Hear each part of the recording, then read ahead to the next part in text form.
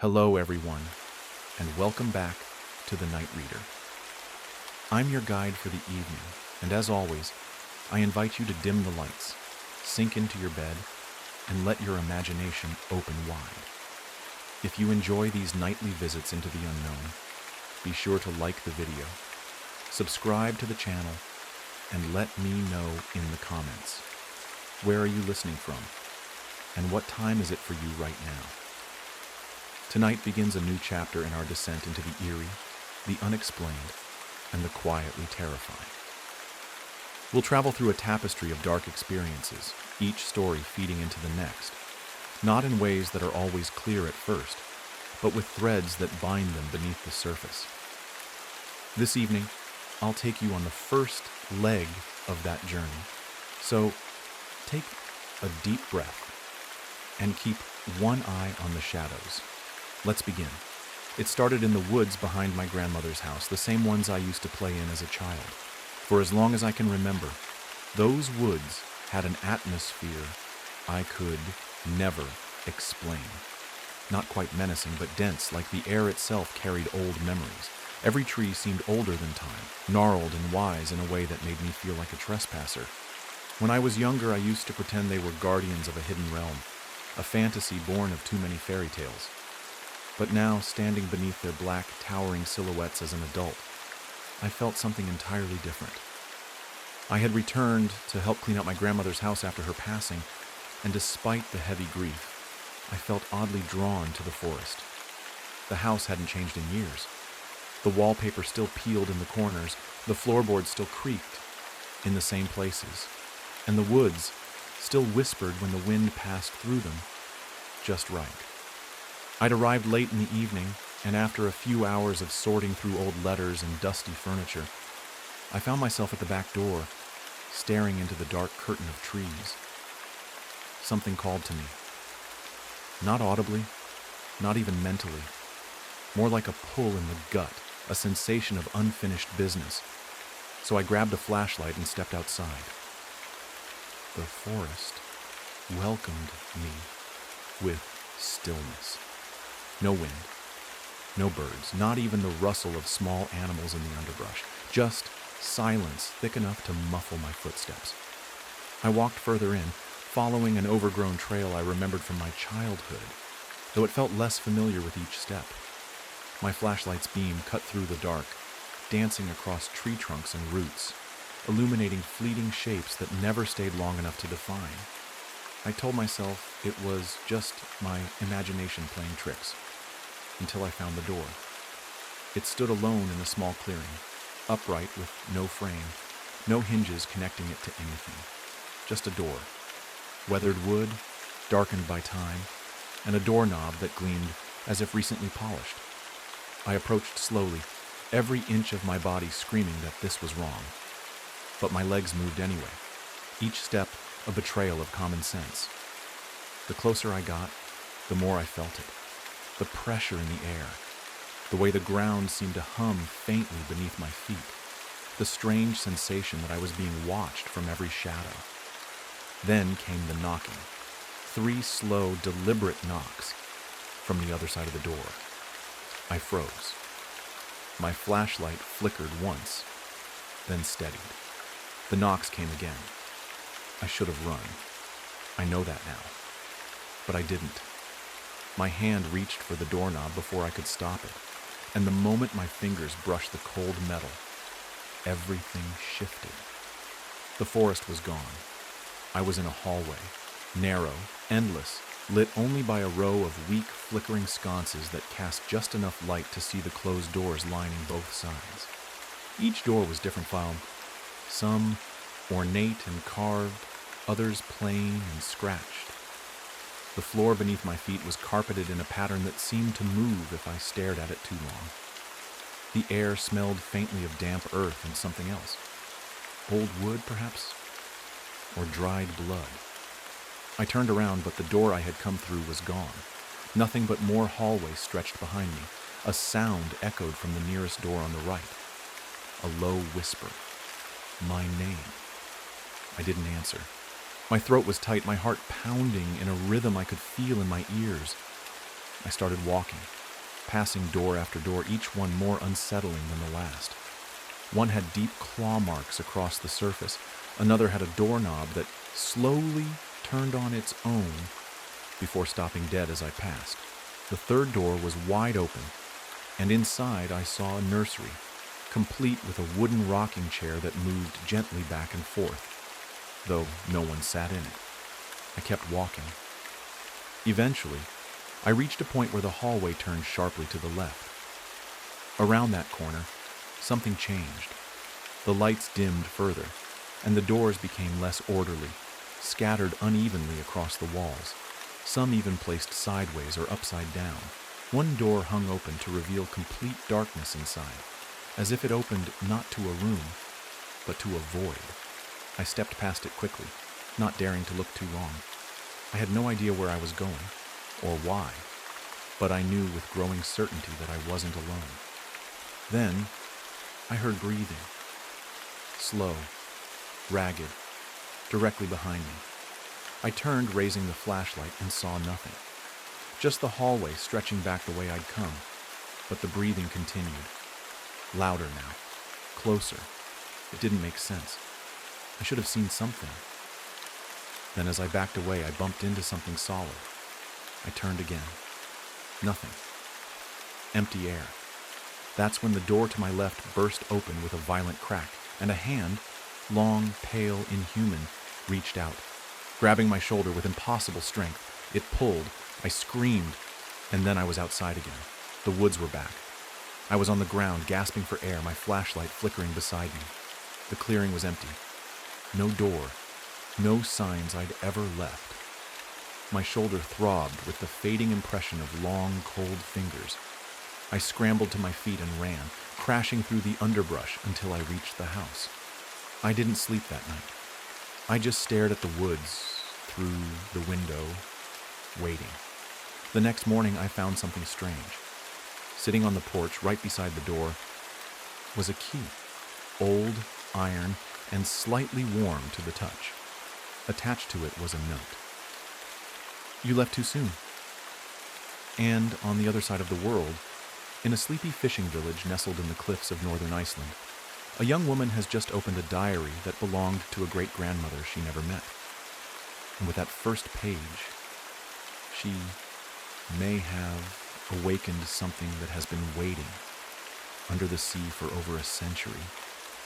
The diary was wrapped in faded cloth, brittle at the edges, and stained in a color that might once have been red. The young woman, Asta, found it tucked inside a sealed wooden chest hidden beneath the floorboards of her late grandmother's cottage. The key to the chest had been taped to the underside of a drawer, along with a note in her grandmother's scratchy handwriting that simply read, "For when the waves speak again." At first, she laughed it off. Her grandmother had always been superstitious, whispering tales of sea spirits and drowned souls whenever the fog rolled in, thick and heavy. But there was something about the diary that made Asta's fingers tremble. The cover was cracked leather, and a tarnished clasp kept it closed. Once undone, a smell like old paper and salt water escaped into the room. The entries were dated over a century ago, written in looping, elegant Icelandic. They began innocently enough. Simple musings of a young woman named Bryndís, born and raised in the village. She wrote about the changing tides, the bitter winters, and the loneliness of watching ships disappear into the gray horizon. But by the third entry, something shifted. The tone grew heavy, paranoid. They whisper when I sleep now, not in dreams, but from the floorboards, beneath them. I think the sea brought something back when Father drowned. Asta paused. Her great-grandfather had indeed been lost at sea. It was a story passed down for generations, though none had ever spoken of whispers or hauntings, or anything stranger than a capsized boat. She read on, curiosity blooming into unease. "I found him last night, or part of him, a boot on the beach filled with water, but no sand, and inside it, not his foot, but something that moved. It watched me with no eyes, and when I screamed, it vanished back into the tide. By now the wind had begun to rise outside. The windows rattled softly, as if in response to the words on the page. Asta's fingers gripped the diary tighter. They are coming on land. Slowly. One at a time through the cracks in our world. Father was the first to see them. They took him not because he was weak, but because he listened. I can hear them now, too. The entry ended abruptly. The next few pages were torn out. Asta felt a sudden pressure in the air, like the house was breathing with her. She stood quickly, closing the diary with a snap and shoving it back into the cloth wrap. But as she did, she noticed something new. Wet footprints leading from the door to where she had been sitting. She hadn't been outside. The footprints stopped in front of her chair and disappeared completely. No trail leading away, no puddle, just the faint impression of sea-soaked feet evaporating slowly before her eyes. That night she dreamed of the sea, but not the one she knew. In her dream, the water was thick, like ink, churning with shapes that never fully surfaced.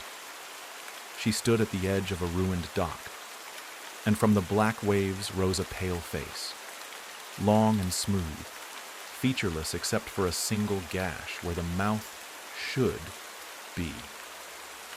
The mouth opened, and from it poured a voice. "We remember you, Brindis." The blood remembers. Asta woke gasping, her sheets soaked with sweat. The sound of waves crashing echoing in her ears, even though the sea was more than a mile away. She stumbled to the window, and there, on the glass, were fingerprints. Long, narrow, wet. She stayed awake until dawn. In the following days, the dreams continued, each one darker than the last. She saw the old village submerged beneath the waves, ruined buildings swaying gently undersea like rotted kelp. People floated past her, their mouths stitched shut with seaweed. And always, the voice called to her, not by her name, but by Brindis, her great-grandmother. By the end of the week, Asta wasn't sure if she was awake anymore. Shadows moved behind her reflection. Birds dropped dead near her window. The sea had receded further than ever before, revealing rocks and old structures no one remembered being there.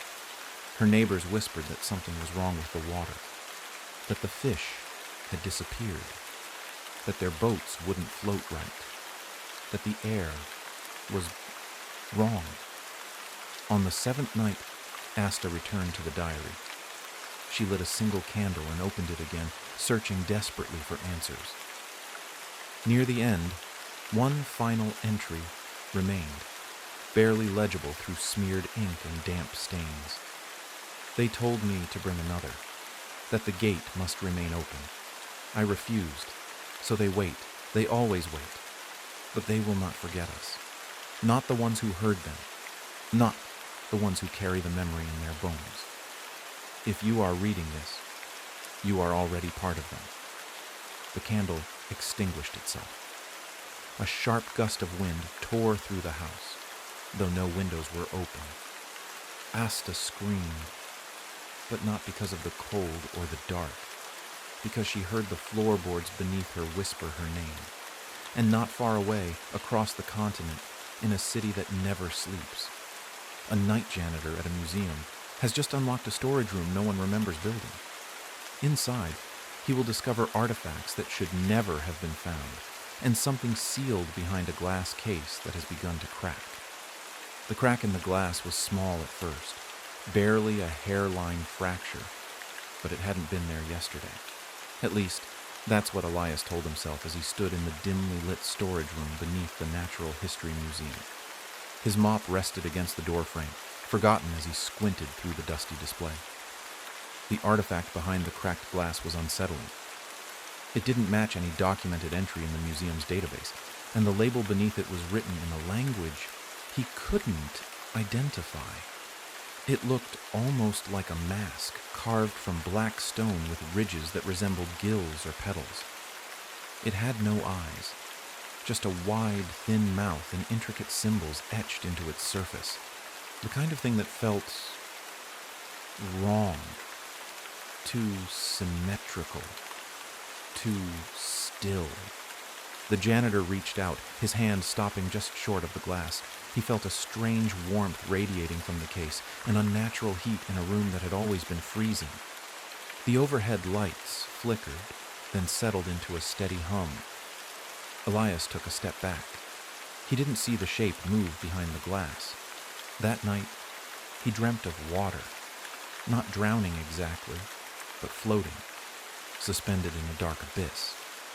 Above him, a massive figure passed by, its silhouette blotting out even the faint shimmer of imagined light. It was vaguely human, but stretched, distorted, as though seen through rippling waves. Its head turned. Elias couldn't see a face, but he knew it was looking directly at him. He woke in a cold sweat on the break room couch, ears ringing and mouth dry. The lights above him buzzed like flies. Back in the storage room, the crack had deepened. The glass now bore a network of branching lines, and the air in the room smelled like brine and rust. A fine mist clung to the floor. Elias swore the artifact had moved slightly, just a tilt of the head, but no one else had access. No record of anyone even placing the item in the collection. When he asked his supervisor, the man looked confused and brushed him off. But the dreams kept coming. Each night, the same ocean, the same darkness, the same impossible creature, and a voice that whispered, not in words but in emotions, grief, hunger, invitation. On the fifth night, Elias found salt beneath his fingernails and sand in his shoes, though he hadn't left the city all week. He stopped talking to the other staff. He began avoiding mirrors. One day he opened his locker and found it filled with water. Ice cold and pitch black. It drained before anyone else could see it. Finally, the glass shattered. He didn't hear it break. He only found the shards the next morning, scattered across the floor like crystal teeth. The artifact was gone. In its place, a wet trail of prints led from the broken case to the door. Elias followed them instinctively, down the long hall, past rows of skeletal displays into the museum's lower archives. And there, beneath a tarp, he found it, resting on a crate like it had simply wandered there on its own. But now it looked different. The carvings had deepened. The mouth was slightly open, and as he stared at it, he swore it breathed. He ran. He quit the job the next day. But it followed him. He started seeing it in his apartment, in reflections, in the black of his television screen. Sometimes he'd wake with seawater on his floor, soaked sheets clinging to his skin. And always, the dreams. Always, the voice in the deep. Eventually, Elias disappeared. Police found his apartment door open. No signs of struggle, but everything was wet, soaked from floor to ceiling, as if the sea had passed through in the night. The only clue left behind was the artifact, resting on his pillow like a forgotten offering. And on the other side of the world, in a dusty border town nestled between deserts and cliffs, a young hitchhiker named Maria has just stumbled across a faded roadside chapel, abandoned for decades, yet burning candles flicker in its windows. She steps inside to escape the heat. The door creaks shut behind her. She does not know yet that the saints in the chapel bear no faces. She does not yet hear the sea whispering her name in the middle of the desert. The first thing Maria noticed was the silence.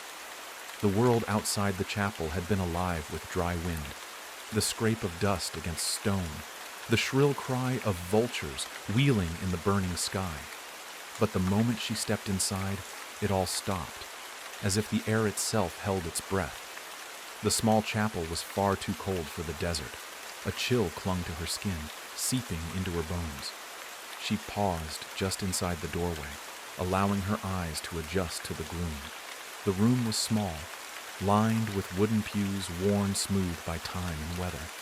Cobwebs drooped from the rafters, but the flickering of dozens, maybe hundreds, of candles lit the sanctuary with a soft golden glow. They burned in silence, arranged in uneven clusters across the altar, windowsills, even on the floor. Wax had melted into thick pools that coated the stone tiles like veins of ivory. But it was the statues that stopped her heart. She had seen faceless saints before, unfinished pieces, weathered beyond recognition. But not like these. Each one stood in a hollow niche, carved into the chapel walls, cloaked in heavy robes, hands held in prayer, and none had heads. Not broken off or vandalized, but simply absent. Smooth stumps sat where their faces should have been, like the marble had never been carved at all. Maria shivered. The air smelled of frankincense, salt, and something faintly metallic. She turned to leave. The door wouldn't open. The handle spun freely, but the wooden door stayed firm, unmoving.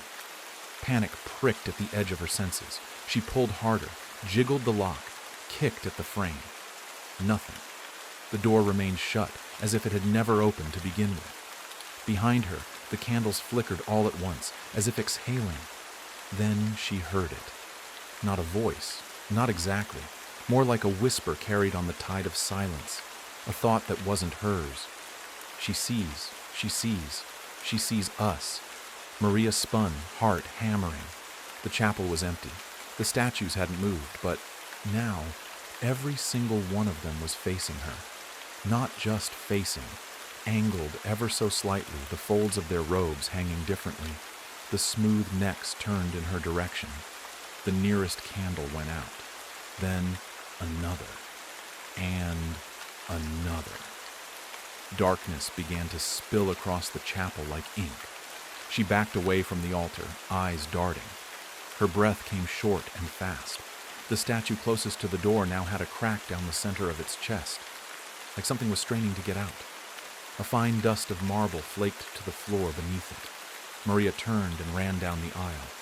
The pews shifted as she passed, wood creaking like bones. The candles lit and extinguished at random, casting the chapel in a strobe of shadow and light. She reached the back wall and found a narrow stairwell leading down. With no other choice, she descended. The air grew colder the deeper she went. The walls narrowed, rough stone, slick with condensation. Her phone had no signal. The flashlight app refused to turn on. At the bottom of the stairwell, she entered a crypt.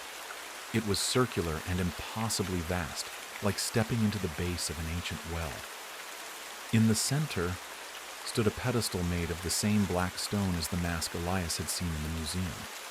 Atop it lay a book, bound in cracked leather, its cover blank except for a symbol burned into the hide, a circle with 3 slashes through it. The room pulsed with a low, droning hum that seemed to come from beneath the floor. Maria approached the book, hand trembling as she reached out. Her fingers brushed the cover. Her mind went white. She saw visions. Cities drowned beneath black water. Creatures vast and incomprehensible, older than memory, their limbs coiling through the fabric of time. Statues with no faces, temples buried in sand and ice. And always, always, that same whispering voice. When she woke, she was lying on the desert floor just outside the chapel.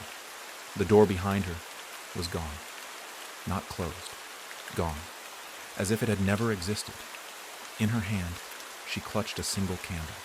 And across the world, in a coastal village that no longer appeared on maps, a fisherman named Luca drags in his net and finds something that doesn't belong. A child-sized doll carved from black stone, with gills on its neck and a mouth sewn shut with twine. The sea has gone quiet.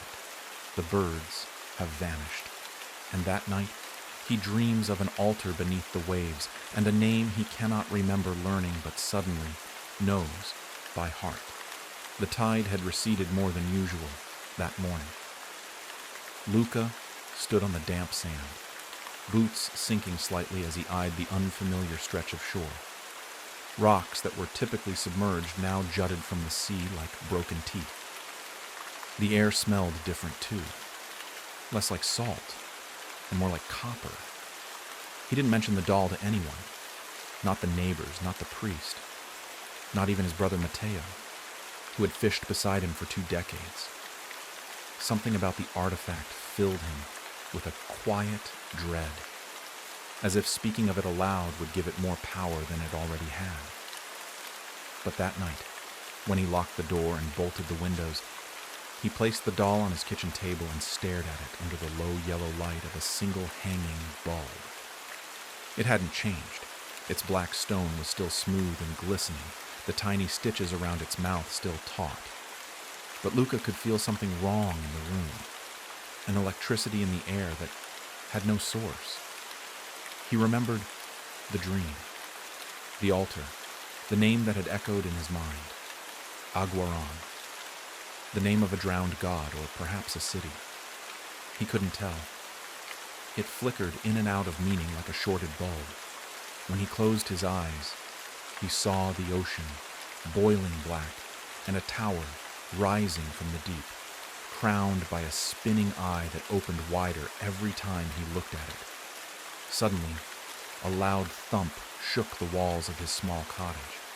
He jumped to his feet, grabbing the nearest object, a rusted fire poker, and inched toward the door. It sounded like something had landed on the roof. Another thud, then a dragging noise, as if heavy limbs were crawling across the tiles above. Luca's breathing quickened. He reached for the light switch. The bulb popped and went out, plunging him into darkness. From the kitchen, he heard the sound of stone scraping against wood. The doll. He turned slowly.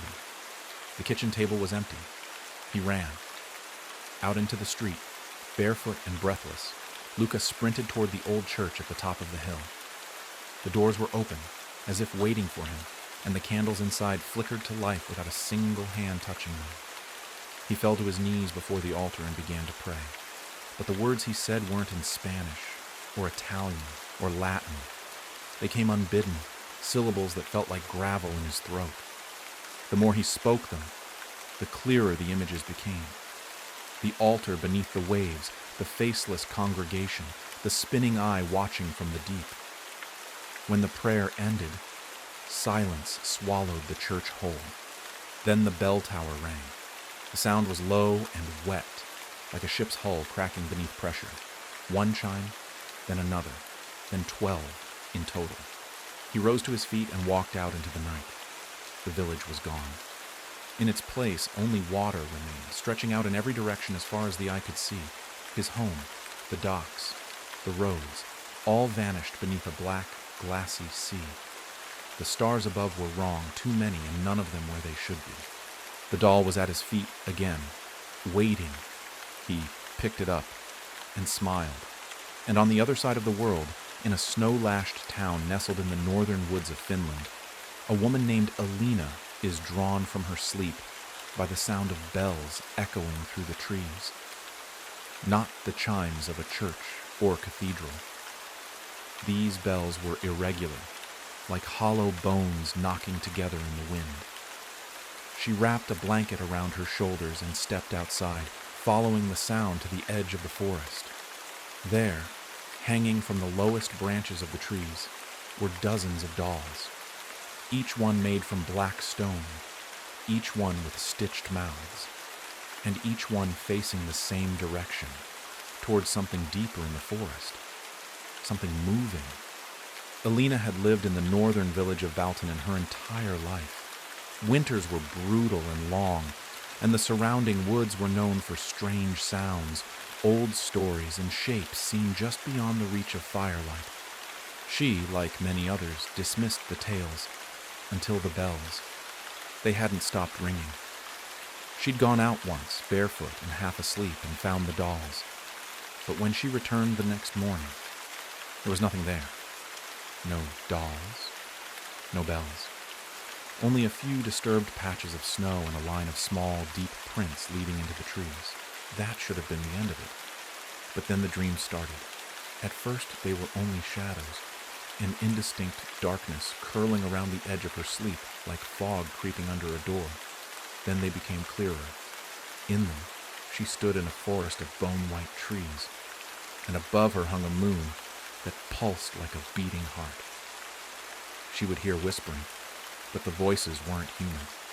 They clacked and hissed, forming words she couldn't remember when she woke, until the seventh night. That night she heard a name, Aguaron. She said it aloud when she woke, breathless and cold, and something in her room shifted, just slightly, like the wooden walls of her cabin flexed inward. She stared at her breath hanging in the air, and knew somehow that something had heard her. She tried to go about her day as usual, chopping firewood, tending to her chickens, making tea, but the woods felt closer. Trees that were once distant now seemed only a stone's throw from her front door. The snow was deeper, colder, the sky darker even in daylight, and the dolls came back. First one, then a dozen, hung on her porch like silent sentinels. She didn't touch them. She didn't even go near them. She only watched from inside, clutching her grandmother's old cross, the one with the etched words so worn they were barely visible. Then, just before sunset, someone knocked on her door. 3 slow, deliberate taps. She froze. No one came to her cabin, not in winter, and not this far into the woods.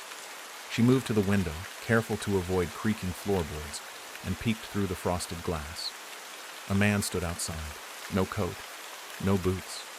Just a threadbare sweater and torn jeans. His skin was grayish blue, and his eyes were hollow, black as oil, and too wide for his face.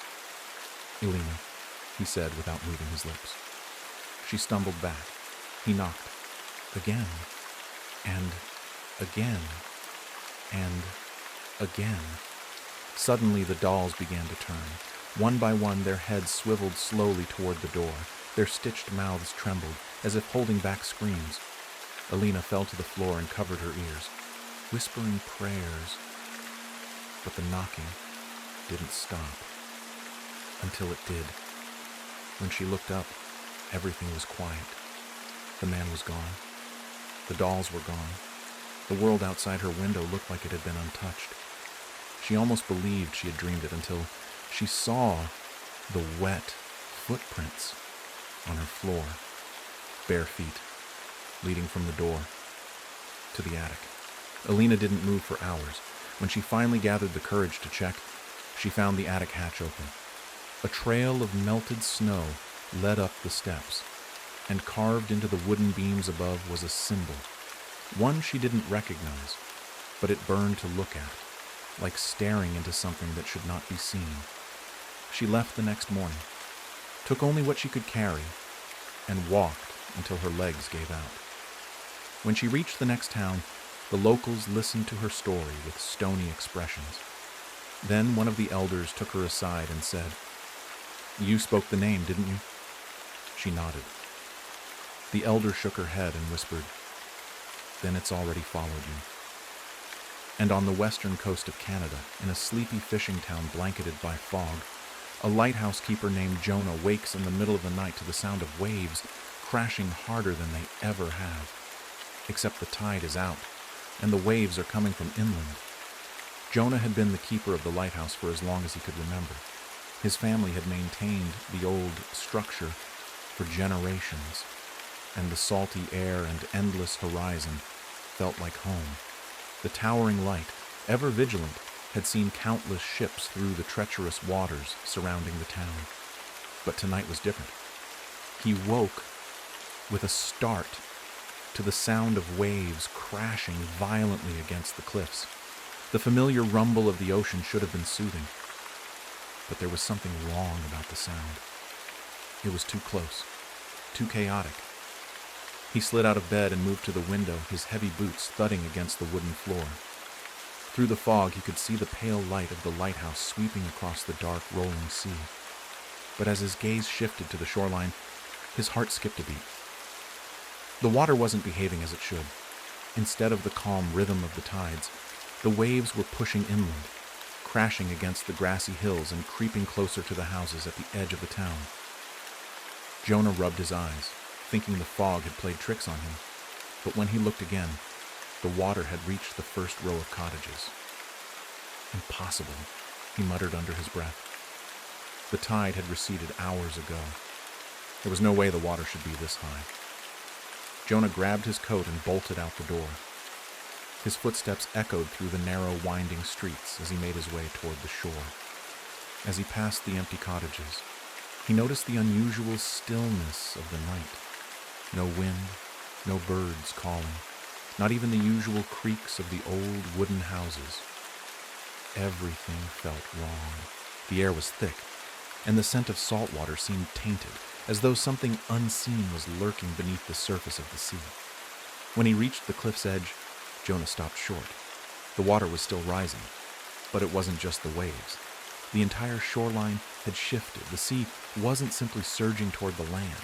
It was pulling something along with it. Deep beneath the surface, there was a strange, undulating motion. Something huge, something ancient seemed to be moving. Jonah's heart pounded.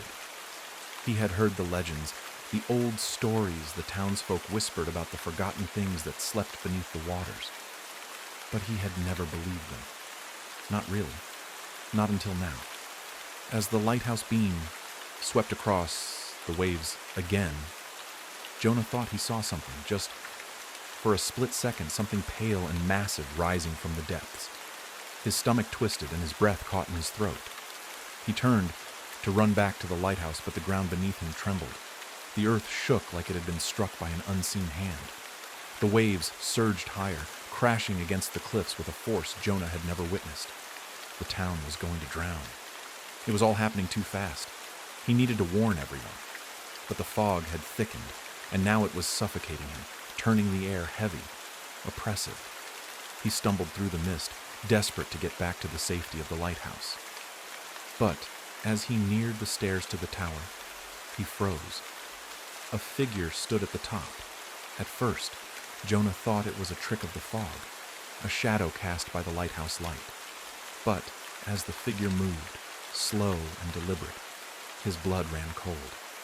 The figure was tall, taller than any man he'd ever seen, and its skin was as pale as moonlight, its limbs too long, too thin, and its face.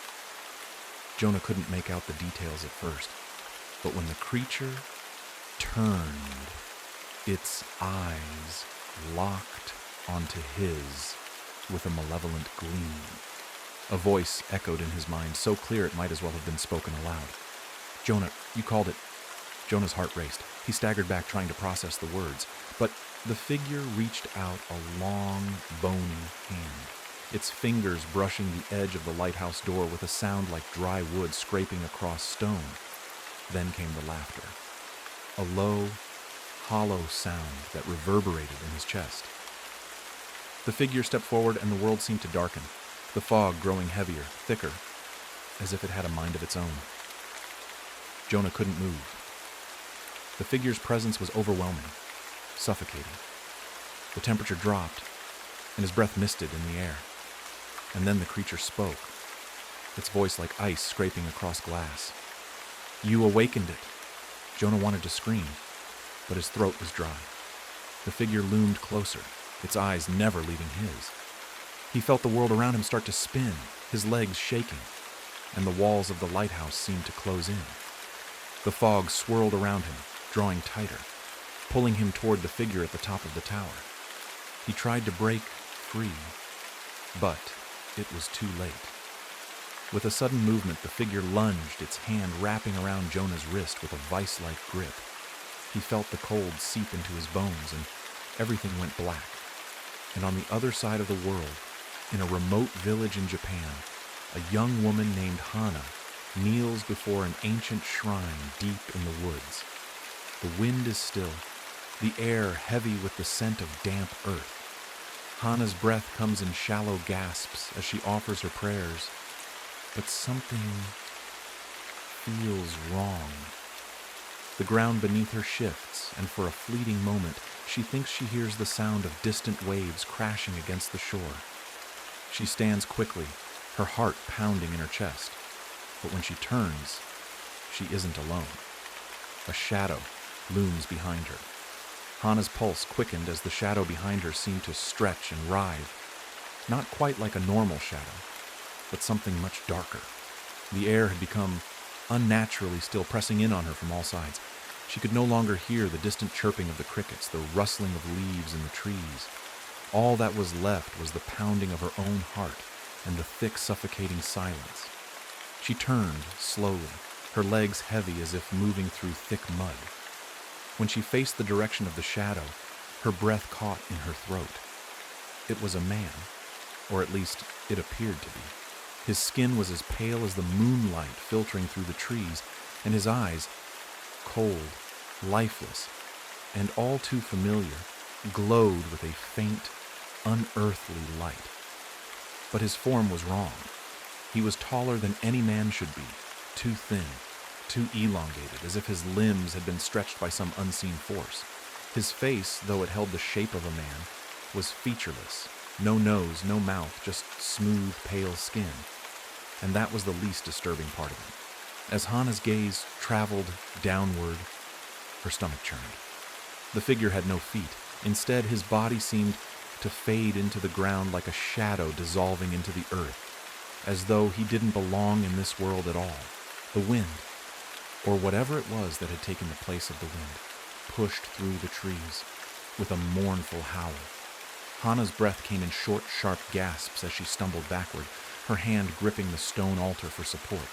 The figure took a step forward, his body moving in a slow, deliberate way, each motion sending a ripple of unease through the very air itself. The world around her seemed to warp, the trees swaying and twisting unnaturally, the ground beneath her feet pulsing with an eerie rhythm.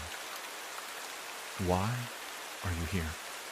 she whispered, her voice barely a tremor in the silence. But the figure didn't answer. Instead, its eyes, dark as pitch and filled with a strange hunger, fixed on her with a dreadful intensity. Hannah could feel something pulling at her from within, a dark force gathering around her, suffocating and overwhelming. She turned, not knowing why she did it, but knowing with every fiber of her being that she had to. Something in her soul told her that whatever this creature was, it was tied to something far greater than herself. The moment she stepped away from the altar, a deep, low growl filled the air, reverberating in her bones. The shadowy figure's hand twitched, and before Hannah could react, he reached out with impossibly long fingers, closing the distance between them in an instant. His touch was ice cold, sending waves of fear through her body. She tried to scream, but no sound escaped her lips. It felt as if her very voice had been stolen, the night air pressing down upon her chest, stealing the breath from her lungs. "Leave me alone," she managed to choke out, her body trembling. The figure leaned in closer, his presence suffocating. His empty eyes never left hers. "You've awakened him," he whispered, the words like a curse falling from his lips. At that moment, Hannah realized something terrible. The figure wasn't alone. His words echoed in her mind, a warning, but also a truth she had refused to acknowledge. In the distance, something stirred beneath the earth, something vast, something ancient.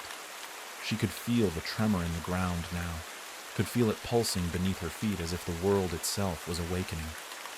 The figure stepped back, but it wasn't finished. His gaze lingered on her one last time, and before she could move, he vanished into the darkness like a shadow, melting into the night. Hannah didn't dare look back. She sprinted through the woods, her feet pounding against the ground, her breath ragged as she fought to keep her composure.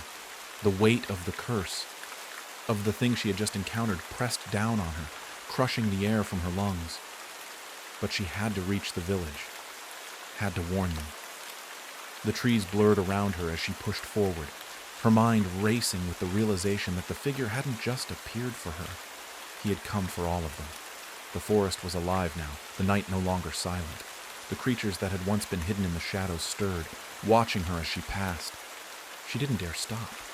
Every part of her screamed to run, to escape the pull of whatever force was awakening, but the village felt too far away.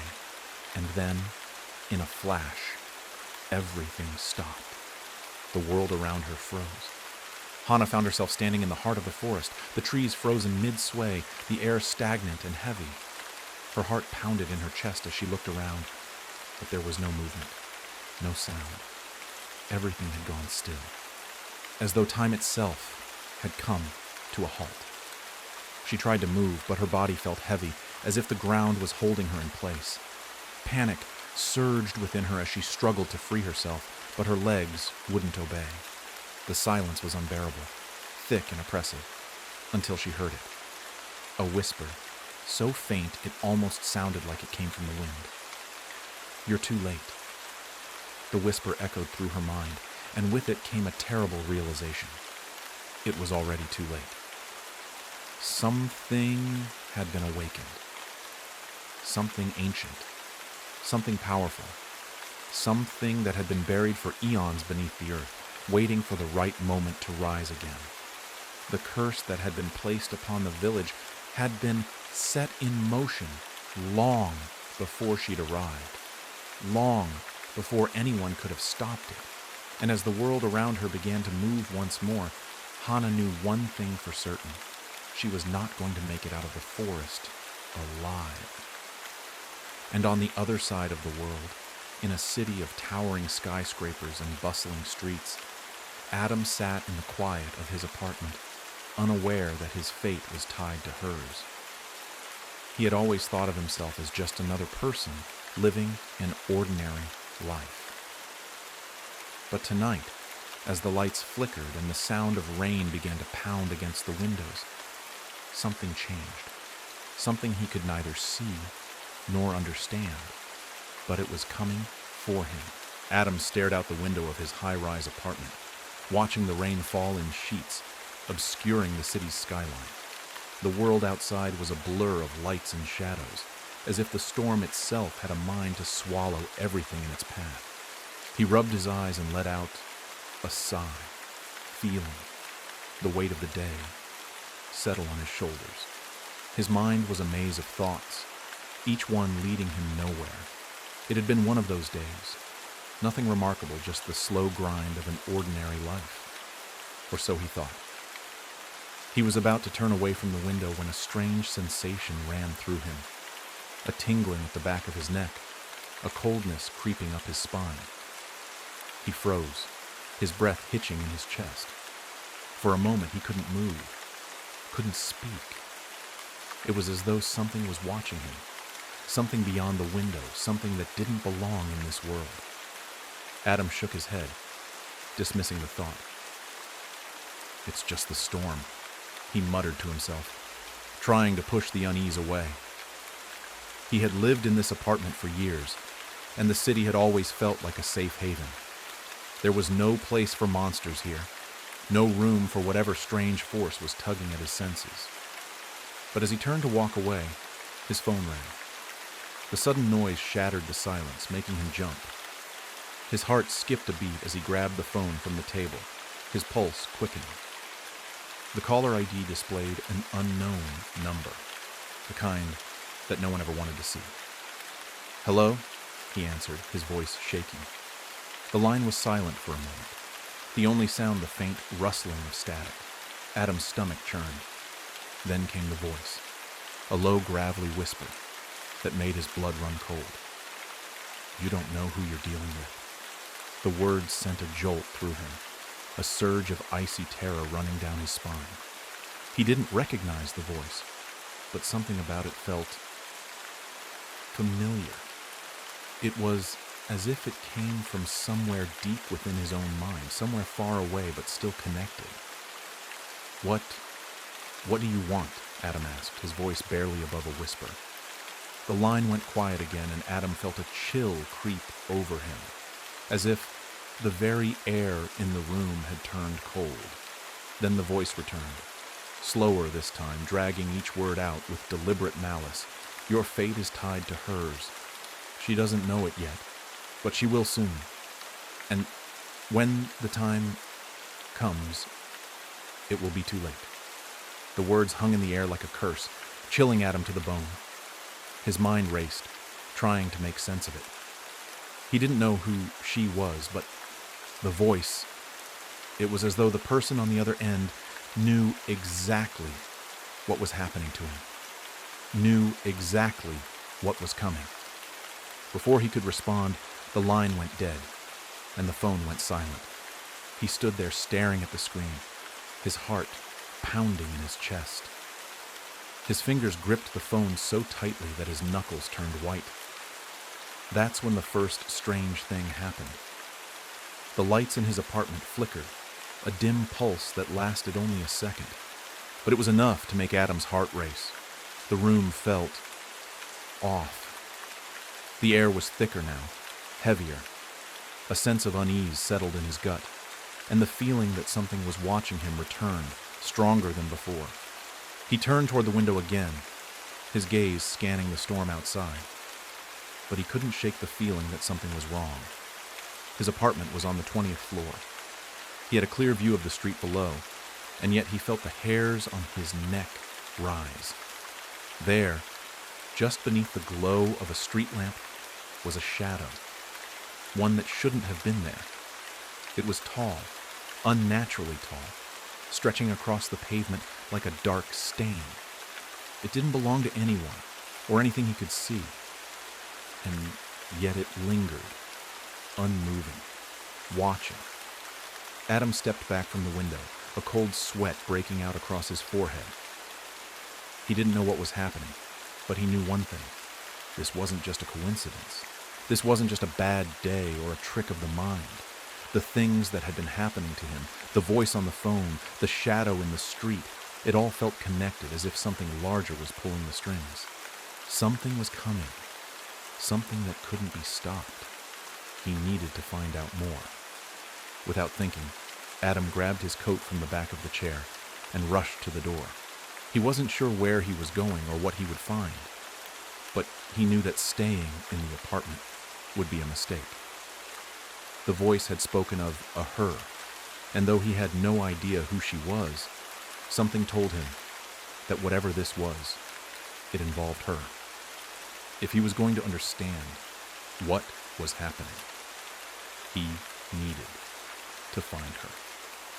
He needed to find Hana. Meanwhile, far from the city's skyline, deep in the woods where the trees seemed to whisper in the wind, Hana stumbled through the darkness, her mind spinning in a haze. The forest, once so familiar, now felt like a prison. The trees loomed over her like towering sentinels, casting long, twisted shadows that seemed to move with her every step. She had no idea where she was going, no clear path ahead. Her legs were tired, her breath ragged, but she couldn't stop. The pull of something dark, something ancient, tugged at her every step, drawing her deeper into the woods. The figure she had encountered, the tall, pale man, had been only the beginning. She had felt it, deep in her bones, that something far more terrible was awakening. And it was coming for them. The ground beneath her feet shifted, the earth trembling as if in response to an unseen force. Hana stopped in her tracks, her heart racing. The air around her felt thick, almost suffocating, and the hairs on the back of her neck stood on end. In the distance, she heard something, a faint, rhythmic thudding, like the beating of a giant heart. Her blood ran cold. Whatever it was getting closer. The air around Adam felt heavier now, as though the world itself had grown denser with each passing second. He couldn't shake the feeling that everything he had ever known was slipping through his fingers, unraveling before his eyes. He barely stepped outside when the sensation hit him again, that deep, unsettling feeling that something, no, someone, was watching him. He quickened his pace, his footsteps echoing through the empty streets. The city, usually so full of life and noise, felt eerily quiet now. The only sounds were the rustling of the wind and the distant hum of traffic far below. He couldn't escape the feeling that everything was just off. The world outside his apartment didn't feel like the city he had grown up in. It was as if he had walked into a place where time itself didn't work the same way anymore. The phone call from earlier replayed in his mind, each word weighing heavily on him. Your fate is tied to hers. Who was she? Why did the voice speak of fate in such a cryptic way? And why did it feel as though the very essence of his life was being pulled into something he didn't understand? His thoughts were interrupted by a sound, something faint but distinct, a low, rhythmic tapping coming from behind him. Adam froze, his heart skipping a beat. He whipped around, his breath catching in his throat. Nothing. The street was empty, bathed in the dull glow of the lamplights. He shook his head, telling himself it was just his nerves. He was stressed, overthinking everything. But the feeling, the one that told him he wasn't alone, lingered. He walked faster, the tapping sound growing louder with each step. His mind raced. Was it the wind? Maybe some stray branches tapping against a nearby building. No, this sound was too deliberate, too precise. It followed his every movement just out of sync, as if it were a shadow trailing behind him. Turning another corner, he nearly collided with a figure standing still in the middle of the road. The sudden presence made his pulse spike, and he took a step back, heart pounding in his chest. The man in front of him was tall, his figure shrouded in the shadows of the street lamp. His features were obscured by a hood, and his hands were hidden in the pockets of a long coat. He stood motionless, like a statue, yet there was something unnerving about him, a stillness that felt unnatural, as if he were waiting for something. Adam's throat tightened. "Excuse me," he said, his voice coming out shakier than he intended. "Are you—" The man's head snapped up, his eyes glowing in the dark. A cold, electric shock ran through Adam as those eyes locked onto his. They were inhuman, gleaming with a strange, otherworldly light. He couldn't look away. Every instinct told him to run, to get as far away as possible from this figure, but his feet were rooted to the ground. "Not far now," the man whispered, his voice rasping, like the sound of dry leaves being crushed underfoot. His words didn't seem to make sense, but Adam felt their weight, as if they carried a meaning that was just out of reach. Adam swallowed, his throat dry. "What do you mean? Who are you?" The figure took a step closer, the tapping noise that Adam had heard earlier now coming from his feet, each step perfectly synchronized with the beat of Adam's racing heart. The man's mouth twitched, almost forming a smile, but it was a smile that didn't reach his eyes. "I know who you are, Adam," he said, his voice low and cold. "I've been waiting for you." Before Adam could respond, the figure turned and began walking away, slowly, his footsteps echoing in the silent street. Adam stood frozen, staring at his back. He wanted to move, to follow, to understand what was happening, but his legs refused to obey. "Wait!" Adam called, but the man didn't stop. The distance between them grew, the figure vanishing into the night. Adam's breath quickened, the adrenaline coursing through his veins. He could feel his heartbeat pounding in his ears, a constant, relentless thrum. With a sudden burst of energy, Adam pushed forward, chasing after the figure. He rounded the corner, his eyes scanning the shadows, but the man was gone. Nothing but the storm. He cursed under his breath, frustration building in his chest. His mind was spinning. Who was that? How did he know his name? The questions came fast, but there were no answers, only the sound of the wind picking up, howling through the empty streets. Adam turned, his eyes scanning the surroundings. The night had grown darker, the storm intensifying. The city seemed to be swallowing him whole, each corner hiding something new, something unknown. And in the distance, the faintest glow beckoned, an ominous, flickering light from one of the alleyways ahead. Something told him that whatever this was, whatever had begun, it wasn't over yet. It had only just started. Meanwhile, deep in the heart of the forest, Hana stumbled forward, her breath coming in ragged gasps.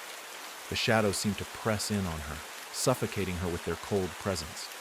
She had been walking for hours, unsure of the direction or purpose of her journey. All she knew was that the whispers in the wind had grown louder, and something ancient, something dark, was drawing her further into the heart of the woods. The tall figure she had seen earlier, its face a blur of pale skin and empty eyes, was no longer a distant memory. It was real. It was here, and it was following her. She had to keep moving.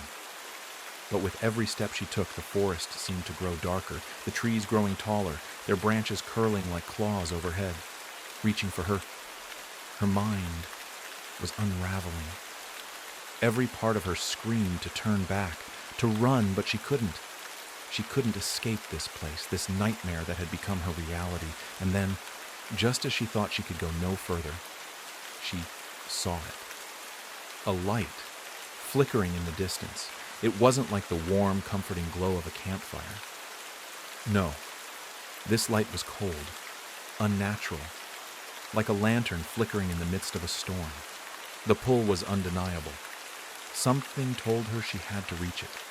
The darkness seemed to swallow the path ahead, but Hana pushed on, her feet carrying her toward the light. It was all she could do to keep moving, to hold on to whatever hope she had left. But as she drew closer, she realized the truth. The light wasn't a beacon. It wasn't hope. It was a trap. The light flickered again, casting strange, erratic shadows across the forest floor. Hana's legs burned with exhaustion, but she couldn't stop now. She was close. She could feel it. Her breath came in shallow gasps, the world spinning around her as she stumbled through the underbrush. But something was wrong. The closer she got to the light, the heavier the air felt, as if the very atmosphere was pressing down on her. Her mind screamed at her to turn back, to leave this cursed place before it consumed her whole. But there was something about the light, something that called to her. It promised answers, or maybe it was a lie, a trap designed to lead her to her doom. She didn't know anymore. All she could do was keep walking toward it, her body moving of its own accord, dragged by some unseen force. The light, she realized now, wasn't a lantern. It was coming from someone. A figure standing at the edge of a clearing, just out of the reach of the trees. Their silhouette was barely visible, but there was something familiar about them. A faint glow seemed to emanate from their form, like they were made of the light itself. Hana. The voice was soft, almost drowned out by the rustling of the trees around her. It was a voice she recognized, a voice that had haunted her dreams for years. Her heart skipped a beat, and she froze. Please, help me. The voice echoed in her mind, a desperate plea that sent shivers down her spine. She couldn't understand it. How was this possible? She hadn't heard that voice in so long. It had been years since she last heard her mother's voice, the woman who had disappeared without a trace when Hana was just a child. Mother? She whispered, barely able to form the words. But there was no answer, just the flickering light and the same haunting voice that seemed to come from all directions. Hana's pulse quickened as her feet carried her forward, her legs trembling with each step. She had to know. She had to see. The clearing opened up before her, the trees parting to reveal a strange, glowing pool of water at the center. The light was brighter now, more intense, and the figure standing in the middle of it was unmistakable. It was her mother. At least it looked like her. The woman's face was pale and drawn, her eyes hollow and unblinking. Her arms were stretched out, as if reaching for something. But there was something wrong with her. Her form seemed to flicker, as if it wasn't quite solid, as if she were a shadow cast by a distant flame. Hana felt the weight of the air press down on her chest, suffocating her with the realization that this was no reunion, no comforting embrace. This was something darker. "Mother," Hana whispered, but her voice trembled with fear.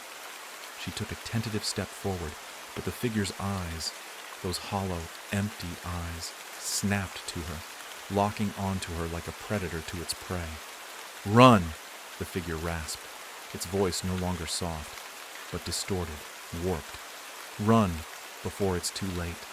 Hana froze, her breath catching in her throat.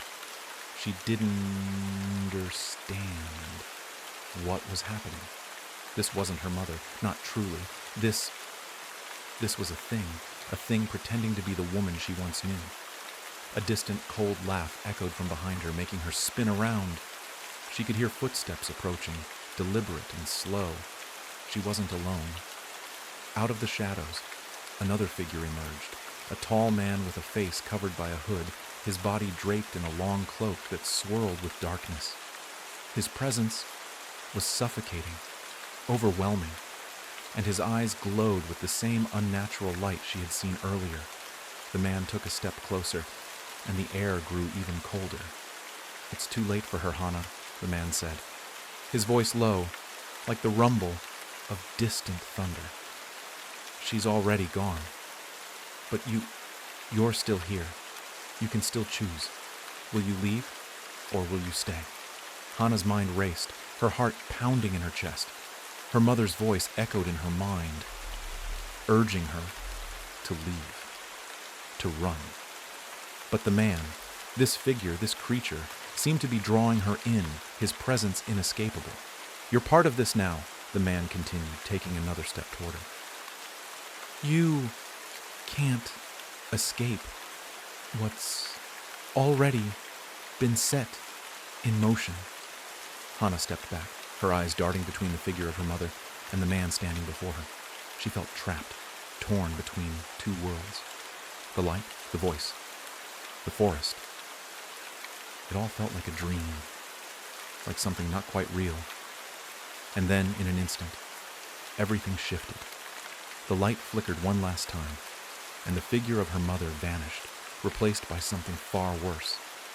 An endless void where there was no sound, no sight, only the overwhelming pressure of the unknown. The man's laugh echoed through the emptiness, and Hana's world spun out of control. She tried to scream, but no sound came out. Her limbs felt heavy, like they were sinking into the ground. The weight of the darkness around her was unbearable. She was falling into an abyss, deeper and deeper, unable to stop. Suddenly, the world snapped back into focus. She was standing at the edge of the clearing again, the trees surrounding her, their gnarled branches reaching toward the sky. The pool of glowing water was gone. The man was gone. Her mother, gone. The silence was deafening. It was as though nothing had happened, as though she had imagined everything. She looked around, disoriented, trying to make sense of what had just transpired. But nothing made sense. The forest was still, the air thick with the smell of damp earth. Hana's mind raced. Was she losing her grip on reality? Was this some sort of twisted dream? But one thing was certain. She wasn't alone. The tapping sound began again, distant at first, but growing louder. And then, from the darkness of the trees, she saw it, a figure emerging from the shadows, its face hidden in the folds of a dark hood. This time there was no question. The figure wasn't a man, and it wasn't her mother. It was something else entirely. The figure moved with a slow, gliding grace, like smoke drifting just above the forest floor. Hana stood frozen, her legs refusing to obey, her instincts screaming at her to run. But something about the way it moved, silent, calculated, kept her rooted in place. The hood obscured its face completely, but Hana could feel it watching her, studying her, with a gaze colder than death. "Why are you here?" she finally managed to whisper, though her voice was barely audible. the thing stopped just a few feet away. A long silence passed before it answered, not with words, but with a sound. A low, rhythmic clicking, like fingernails tapping glass. The sound reverberated through the clearing, bouncing off the trees and twisting into something almost musical, hypnotic. Hana clenched her fists, fighting to stay focused. The forest, once familiar, now felt alien. She could feel the woods shifting around her, the path she'd taken to get here no longer visible. The trees had closed in, sealing her in with this thing. "You shouldn't have followed the light," the figure said finally, its voice layered, as if more than one person were speaking in perfect unison. "You were meant to sleep through the storm." "I was looking for answers," Hana replied, surprising herself with her boldness. "I thought I saw my mother." The figure cocked its head as if amused. "Did you?" it asked. "Or did you see what you wanted most?" She flinched. It wasn't wrong. The moment she saw that glowing silhouette in the water, she wanted it to be her mother, needed it. That hope had overridden her fear, and now she was trapped. "I don't know what you are," she said, backing away a step, "but I'm not staying here." "You already are," the figure replied, lifting a hand from under its cloak. Its fingers were long, impossibly thin, and shimmered like shadows given form. With a slow gesture, it pointed behind her. Hana turned. The forest was gone. Where once there had been trees, undergrowth, and moonlight filtering through the leaves, now there was nothing but black. An impenetrable void stretching into eternity. No wind, no sounds, no light. "You passed through," the figure said, "and things don't come back from here." "No," Hana whispered, "this isn't real. It's a nightmare. It has to be." "A nightmare, yes," it said, stepping closer, "but not yours." That line hit her like a punch. Not hers? What did that mean? She staggered back, breathing hard. The ground beneath her feet shifted, becoming soft and spongy, like wet moss. Or skin. "Who are you?" she demanded. "What do you want from me?" "I'm not the one who wanted you," the figure said, withdrawing its hand. "I'm only the gatekeeper, the one who answers when the veil is torn, and something hungers for a story." The trees behind the figure began to move, twisting, writhing, bending into unnatural shapes. Faces formed in the bark, mouths opened in silent screams, and from the base of their trunks more figures began to emerge, not walking, crawling, like shadows peeling themselves from the earth. "No," Hana said again, louder this time, "I don't belong here." The gatekeeper tilted its head again, and this time it almost seemed sympathetic. "Then wake up," it said. "But I'm not asleep," she argued. "Not in the way you think," it murmured. "This place exists between thoughts, between breaths. You were drawn here the moment you closed your eyes and asked to forget. You don't remember doing it, do you?" Hana's head throbbed with sudden pressure.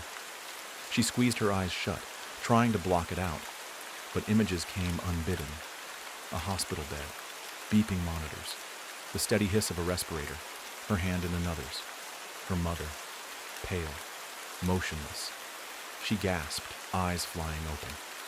The gatekeeper was standing only inches from her now, and she realized in that moment that the cloak it wore wasn't fabric at all. It was memory, shifting, pulsing, glowing faintly with the same light that had first drawn her to the clearing. "You tried to bury the pain," it whispered. "So, it buried you." Hana shook her head violently. "No, that's not true. I came here. I chose to come here. And yet here you are," the figure said gently, almost like a lullaby. "Sleeping beneath a sky that no longer shines.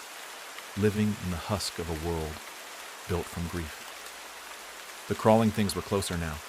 She could see their eyes, blank, lidless, and impossibly wide. They didn't speak, but their presence was overwhelming. They radiated sorrow, loss, fear. They were everything she had tried to escape. I want to go home, Hana whispered, tears blurring her vision. Please. The gatekeeper lowered its hood, and beneath it was her own face. Not as it was now, but as it had been in the hospital mirror.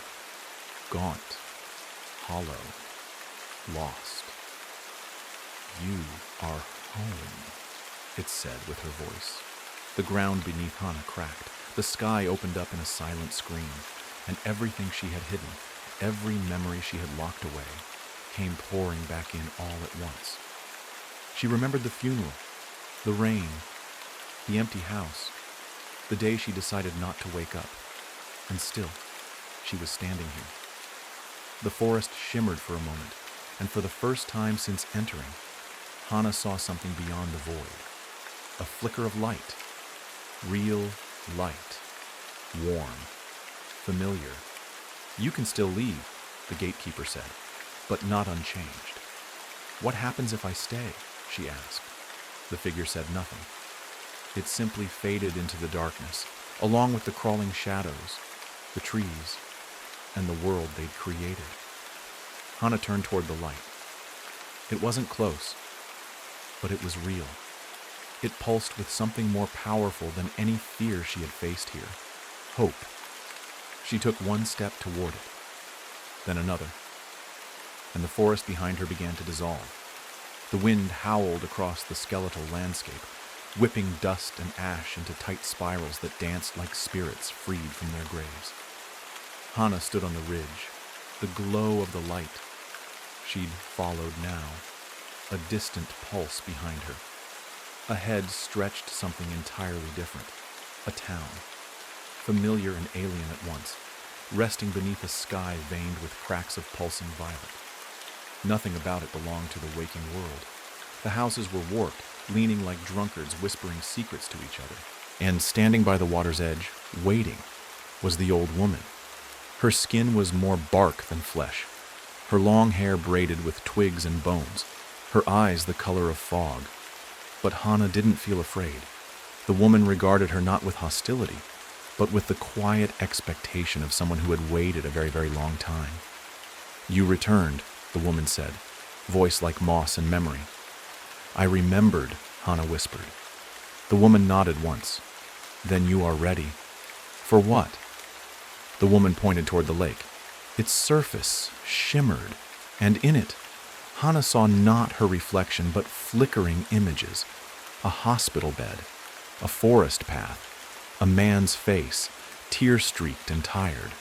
The town with its blinking eyes, the girl in the tattered dress, the creatures in the dark, all of it. Everything she'd passed through, and everything that had passed through her. Those are your gates, said the woman, all of them. Every fear, every failure, but also every spark you carried in the dark. Hana watched as the lake shifted again. A new image formed, herself, standing in a mirror, not as she was now, but as she had been before the forgetting. Stronger, lighter, with eyes that no longer avoided the past. You can wake up, the woman said, or you can stay. The choice was hers. Behind her, the forest of memory shimmered, beckoning with 1,000 stories yet untold. Ahead, across the lake, the sky glowed faintly with the first light of morning. She knew that in the real world, if she returned, there would be pain, guilt, healing. But there would also be people, her people, waiting. I'm ready, Hana said softly. The old woman smiled, and for a moment her face was not that of a stranger, but of the girl, the gatekeeper, the townsfolk, the child with milky eyes, all the lives she'd carried, and all the ones she'd left behind. Hana stepped into the lake. The water rose around her, warm as breath, clean as fire. It didn't resist her, it welcomed her. As it reached her shoulders, she felt the pull, not downward, but upward, through the surface, through herself, and then a gasp, beeping, bright lights, voices. She opened her eyes to find herself in the hospital bed once more. But this time, she wasn't alone inside her body. She was whole.